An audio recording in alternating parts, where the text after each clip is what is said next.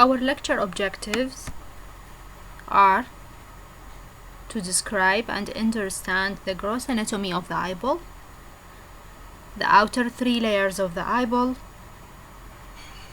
the important intraocular structures like the crystalline lens, and the main cavities of the eye, the blood supply of the eyeball,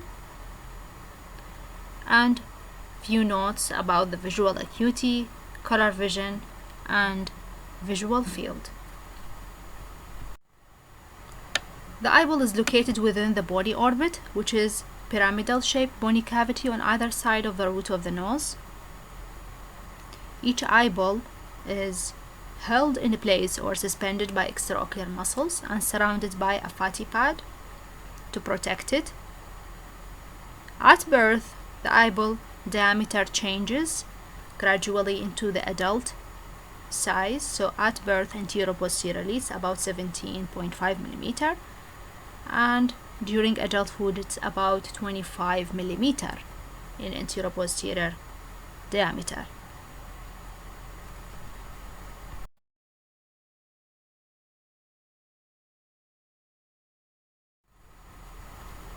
The globe has three main layers.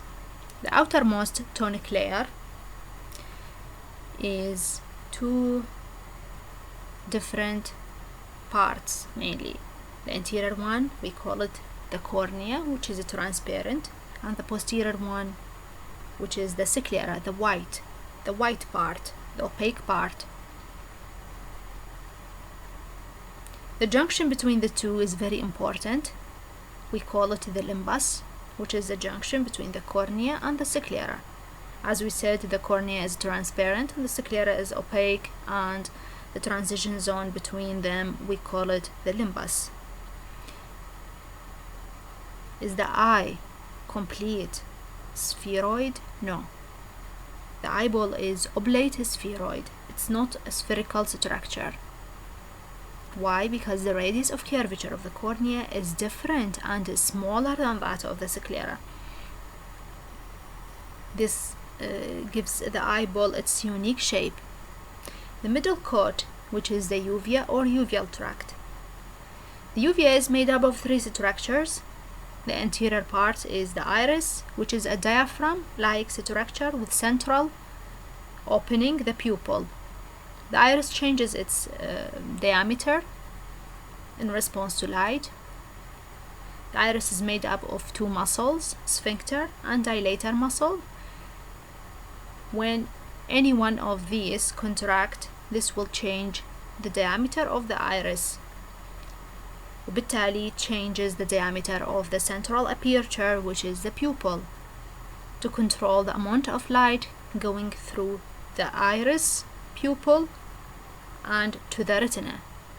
The second part of the uvea is the ciliary body, which is triangular, muscular structure.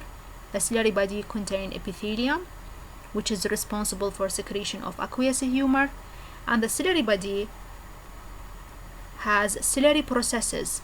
These processes are attached to the zonules, and the zonules are attached to the lens. So the ciliary body responsible for secretion of aqueous humor, the fluid inside the anterior chamber of the eye, and it's responsible for the process of accommodation through the action of the zonules. The choroid, which is the most posterior part of the uvea, which is richly vascularized structure. It is situated beneath the retina and responsible for the blood supply of the outer 1/3 of the retina. The inner coat, which is the retina. The retina is made up of 10 layers. The inner 9 layers, we call them the sensory retina, responsible for the process of photochemical reaction of vision. The outer one layer, which is the retinal pigment epithelium, or we call it the RPE. This is pigmented the most outer layer of the retina. In the retina, when we see, during examination, let's say, during posterior segment examination, fundus examination, we will examine the posterior part of the retina, which is the macula, the optic disc, the fovea. So the next image will explain this. This is what we see during fundus examination, the posterior segment examination on a slit lamp using a specialized lens. We see the optic disc, which is the round structure from where the blood vessels are emerging superiorly and inferiorly. And adjacent to the optic disc, in the center of the retina, we see this central area. We call it the macula lutea because it has some sort of yellow hue. The center of the macula lutea is this orange dot, which is the fovea and the fovula. In the fovea, the cone photoreceptors are mainly concentrated. The cone photoreceptors are the ones responsible for visual acuity and color vision, the detailed vision, while the rest of the retina contain the rods, which are responsible for night vision and the rest of the visual field. So during fundus examination, this is what we see: the optic disc and its blood vessels, and adjacent to it in the center of the retina we see the macula. In the center of the macula, this dot, orange dot, which is the fovea.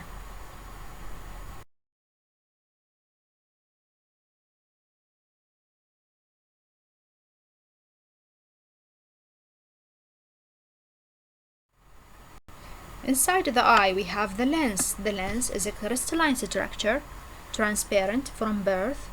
Whenever it becomes opaque, this means there is cataract.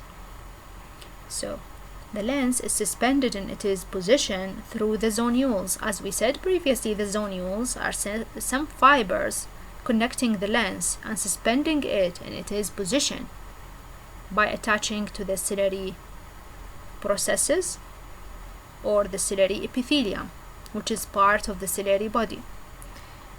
The lens is the second part of the eye responsible for the refractive power.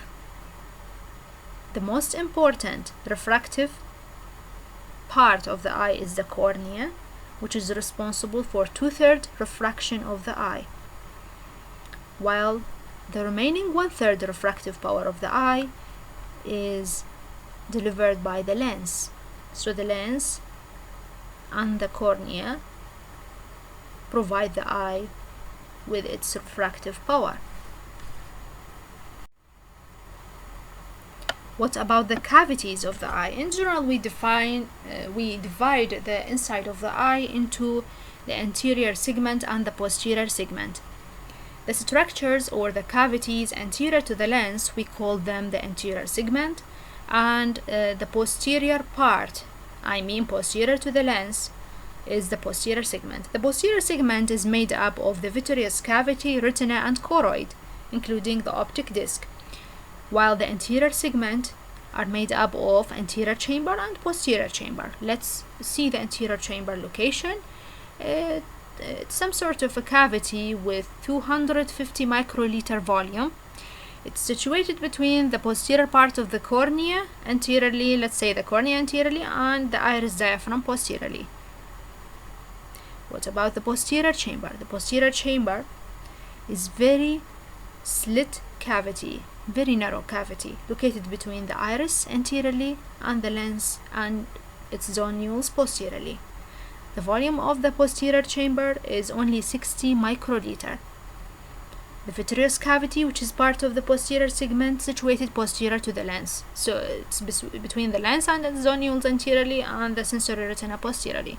Vitreous cavity filled with vitreous jelly-like substance from birth. The volume of the vitreous cavity is about 6 milliliter.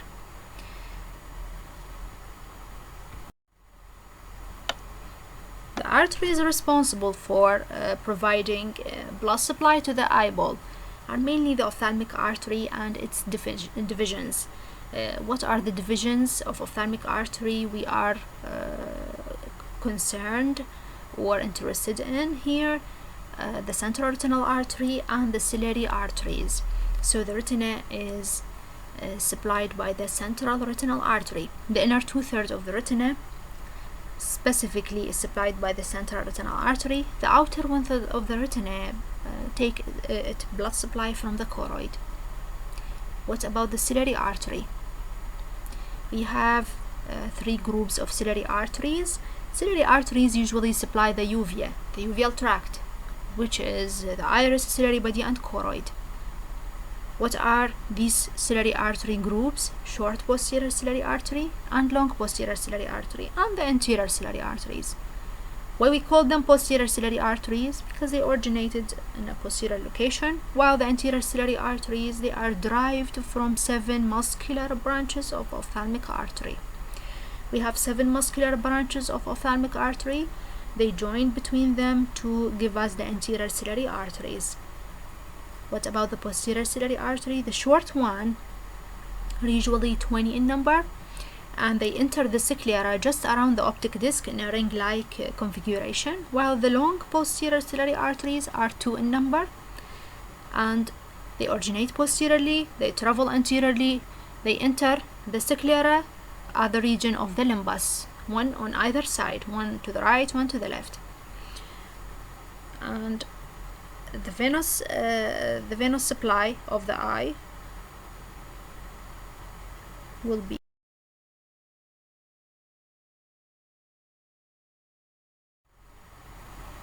the venous drainage of the eye is the same, almost the same, except in certain points.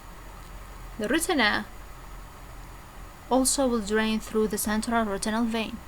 The central retinal vein take the blood from the retina and travel to the cavernous sinus in the brain.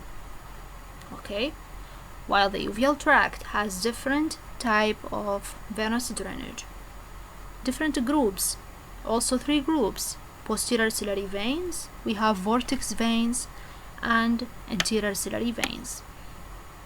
Mainly the venous drainage is through the vortex veins, which are 4 in number, and drain to the ophthalmic veins and then to the cavernous sinus.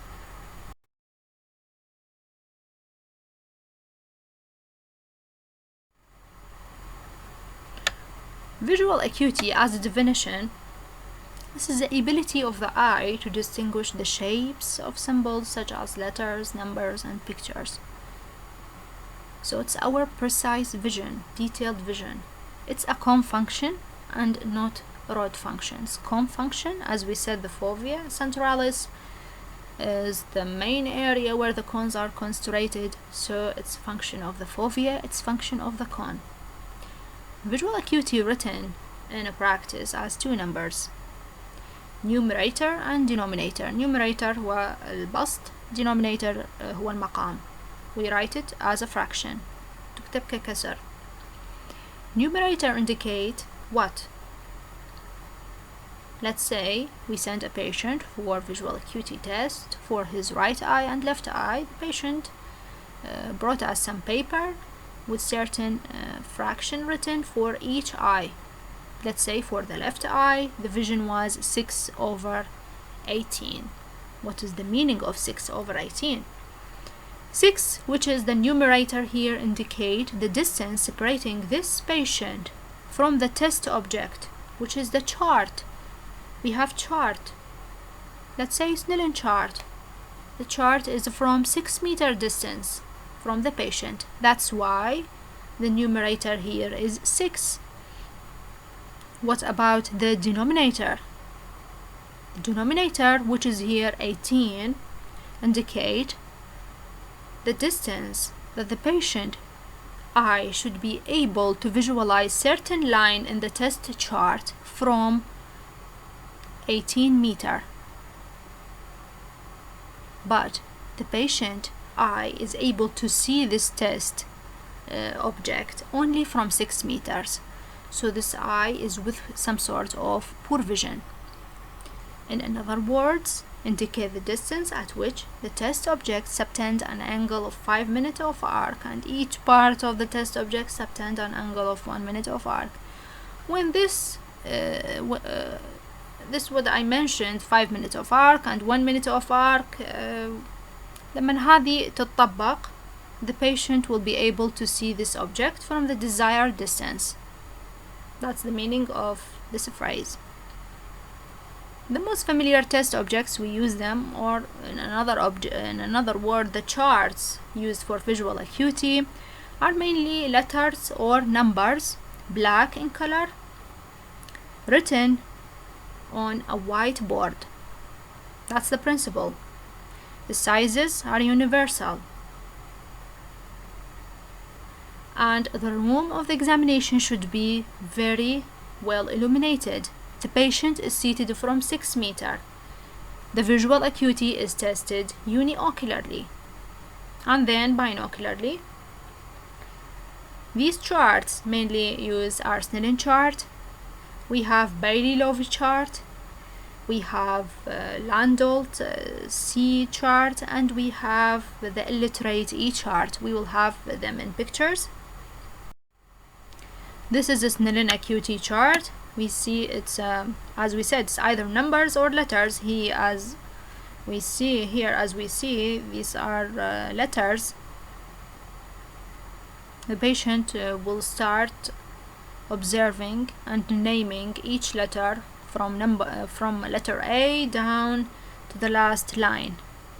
Whenever the patient stops a certain line, we will give him the distance specific to that line as a denominator, while the numerator will be 6 meters because the test distance is 6 meters for all patients.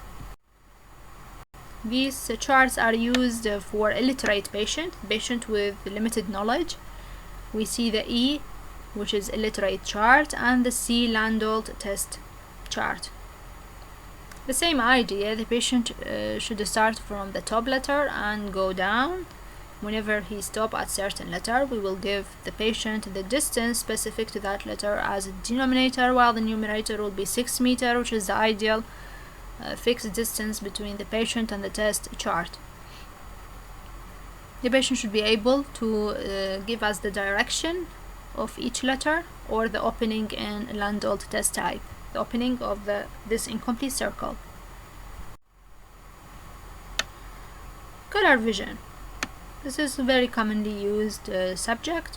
Color vision as another type of visual function in addition to visual acuity. It's different from visual acuity.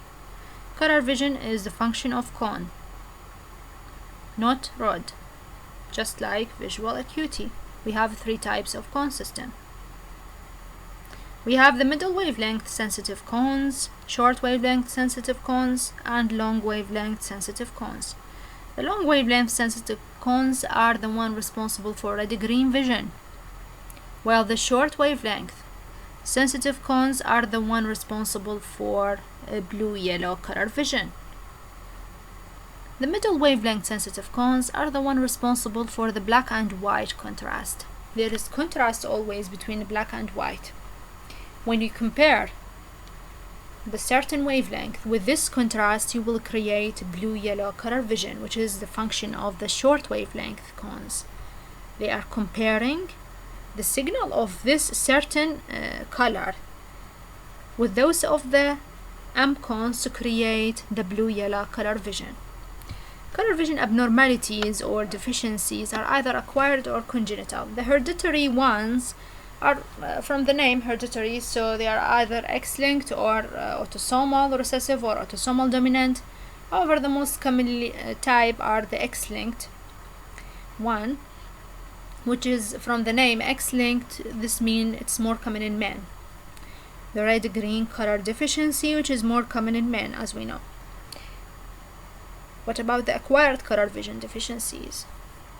To occur in optic neuritis, which is inflammation of the optic nerve related to multiple sclerosis. One of the early signs will be color vision abnormalities. Foveal degeneration for various reasons. Foveal degeneration of the fovea where the cones are centered. Retinal detachment. The retina is detached and will become ischemic. This will cause death of the cones and result in also some sort of color vision. To define visual field, we have to understand what is visual field. Visual field is commonly called as المساحة البصرية. It's the island of vision in a sea of darkness. مساحة بصرك is the visual field. Visual field in general, it's either function of the macula or of the extramacular retina. This means the peripheral retina. So we have two types of visual field, the central visual field and the peripheral visual field. Central visual field usually give us idea about pathology in the central 30 degree of retina, while peripheral visual field outside the central 30 degree. So when we send a visual field test, we have to define what we want: central visual field, peripheral visual field, and so on.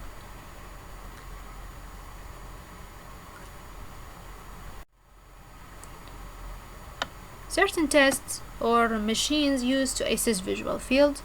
Peripheral visual field either assist through confrontation visual field test, which is manual, done face to face with the patient, or we use machines like Goldman visual field.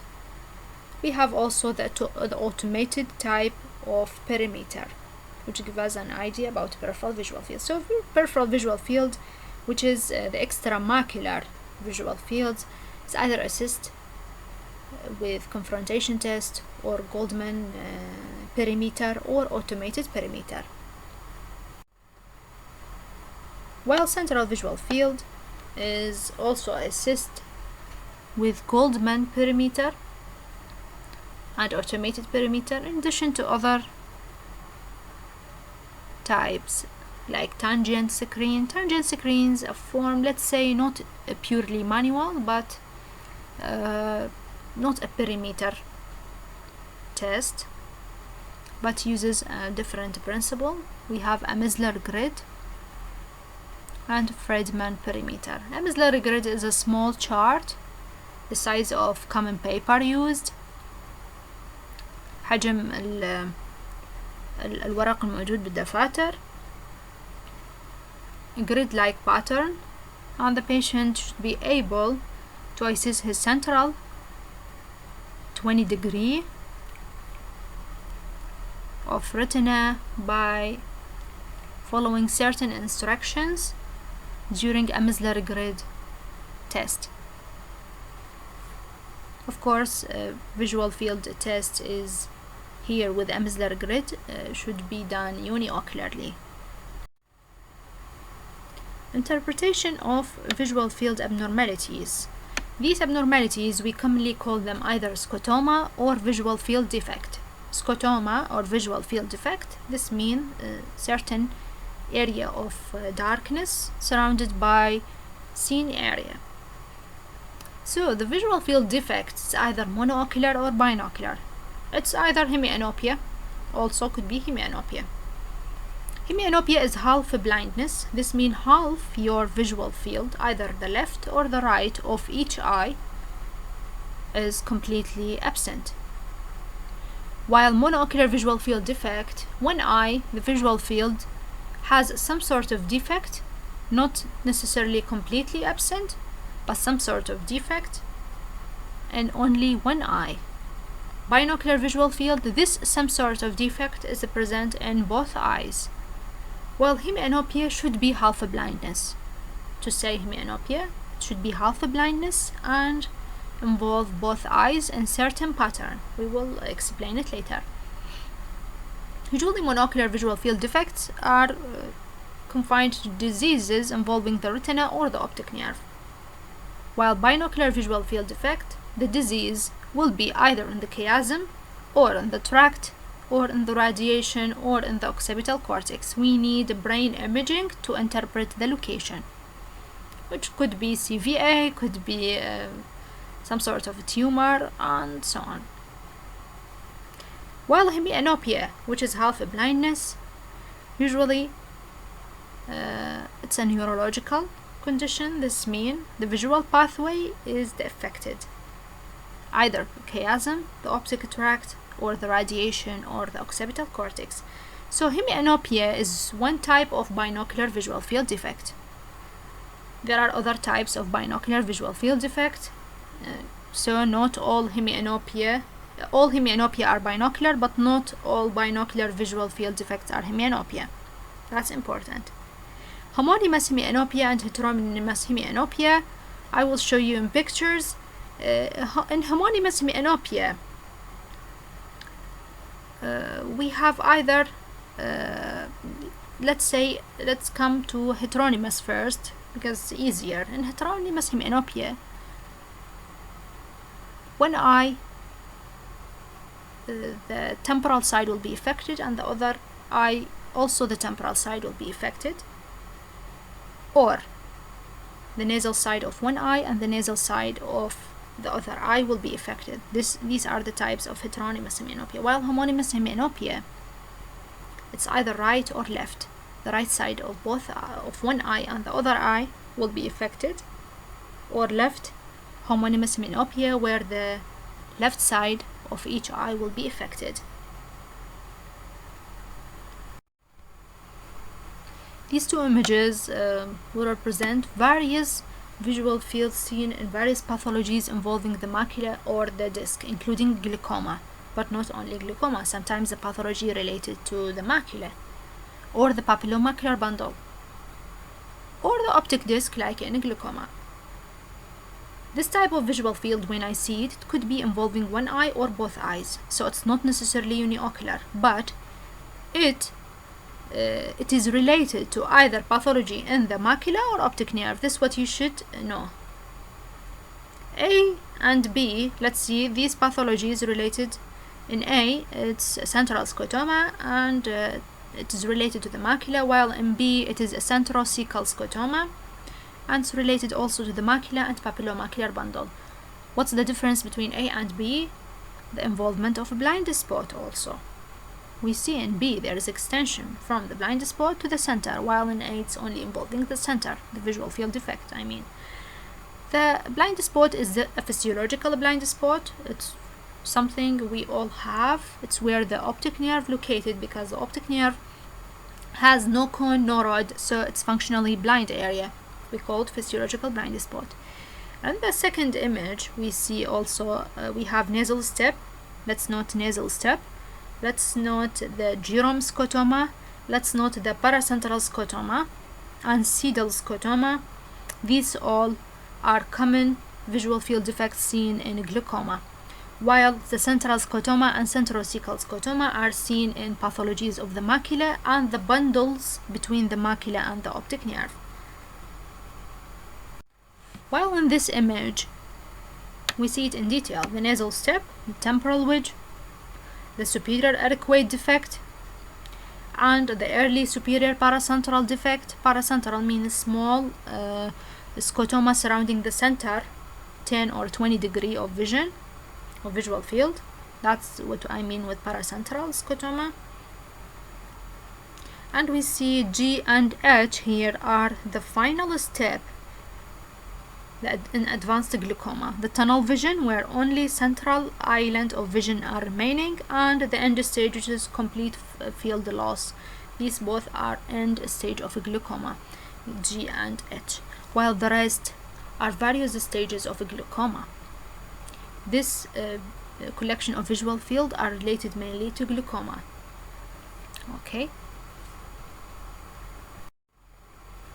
Let's come to the hemianopia, the half blindness.